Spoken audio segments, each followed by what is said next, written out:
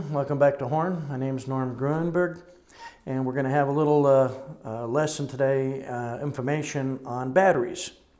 In front of me here, for examples, I have 3 batteries. A brand new one, a known good one that is dead, that appears like it's new, like it looks good, came right out of a vehicle.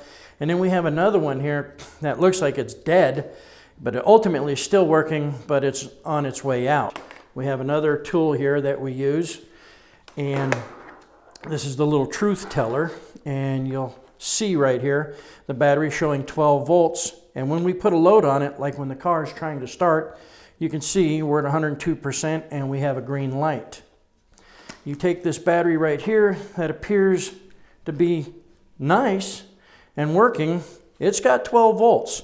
Now, the importance of starting a vehicle is not about the voltage that's in the battery, it's the cranking amps.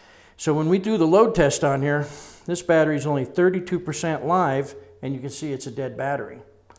We're going to go over to this battery that looks like it's ready for the garbage can. You can see again, we got 12 volts. And when we test it, it is getting into the green, but it's not fully loaded. On our digital fluke meter, a good battery, and you'll see the numbers, will say, as we saw on the other tool, 12 volts.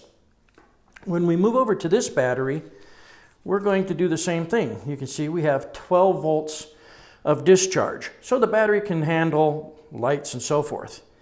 What it should not do is this. You see the battery is requesting 6 volts. That's half the battery voltage, and I'm not even touching a terminal. So by cleaning a battery surfaces, you take this new battery, for example, we have our 12 volts, touch the top of the battery, we have 0. This is the way it should read. So when you see your batteries and we're recommending services, we're not trying to generate a revenue. We're really looking out for your best interest. If you enjoyed this video, like the comment below. At Horne Auto Center, the Chevy store that saves you more.